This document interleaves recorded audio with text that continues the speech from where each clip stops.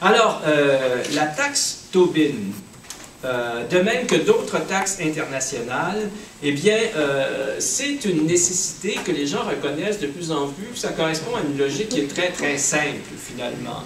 Hein? On paie des taxes, on paie des impôts à tous les niveaux. On paie des impôts au niveau municipal, au niveau provincial, au niveau national. Or, alors que l'économie est de plus en plus mondialisée, bien, il est tout à fait logique d'entrevoir des taxes à l'échelle internationale.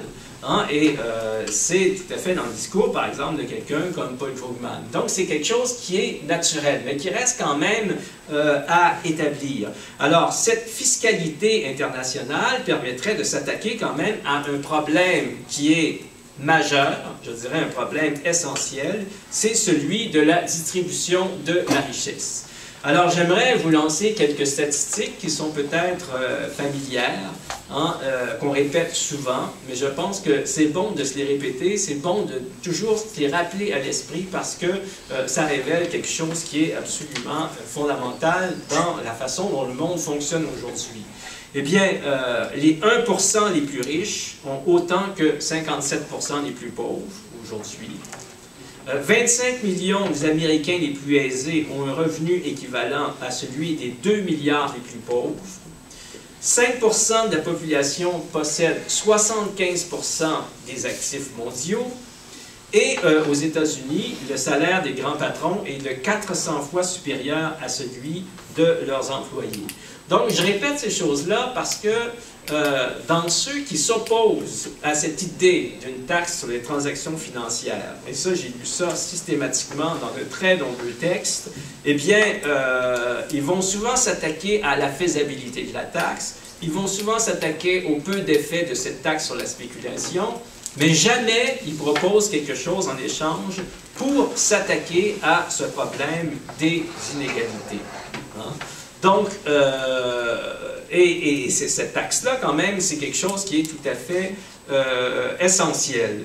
Donc, la concentration de la richesse aux mains de quelques individus, hein, je pense qu'il faut le dire, ça a des effets extrêmement nocifs qu'on peut examiner. Ça a des effets nocifs sur, par exemple, les services publics. Donc, ça ne permet plus d'assurer un bien public de qualité à l'ensemble de la population, éducation, santé, accès à l'eau, accès à la connaissance, etc.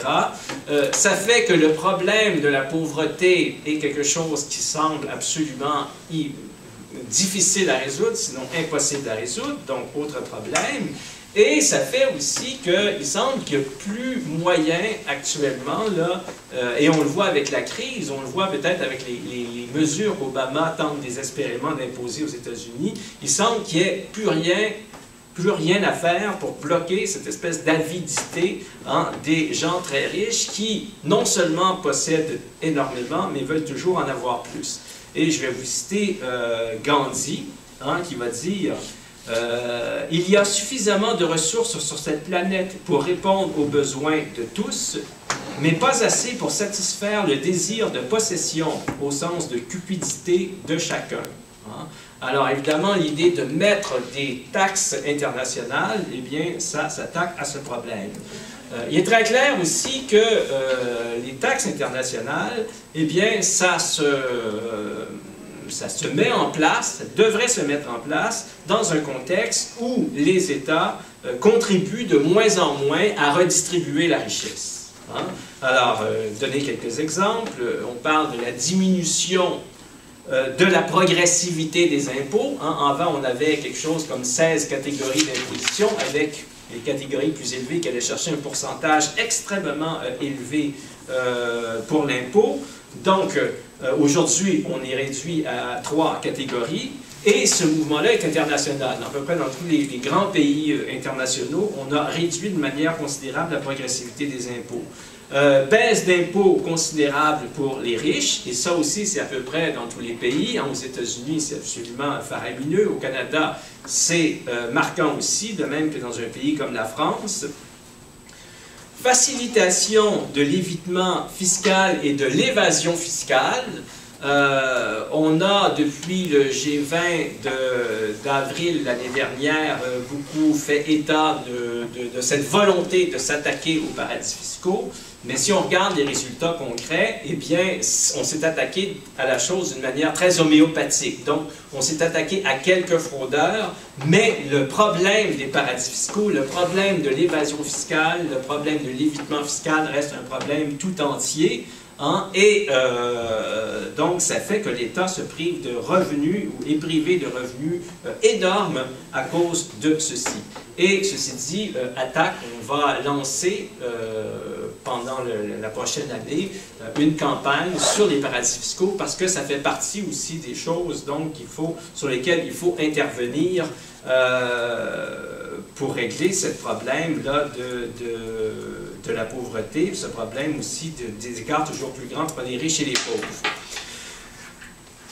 Recours systématique donc aux paradis fiscaux, aux zones franches aussi, et finalement concurrence fiscale entre les États. Et cette concurrence fiscale entre les États, c'est un problème aussi extrêmement grave, et c'est là aussi que les taxes internationales peuvent intervenir d'une manière efficace. Hein? Vous connaissez certainement les statistiques, dans les années 60 par exemple, dans la majorité des pays occidentaux, on peut dire que l'assiette fiscale était partagée en gros entre les individus 50% et 50% des entreprises. On sait maintenant que les entreprises paient environ 20% de la totalité des impôts et que ça a tendance à diminuer d'une manière marquée dans une spirale vers le bas où finalement personne n'est gagnant. Les États ne sont pas vraiment gagnants parce que, évidemment, ils perdent des revenus énormément.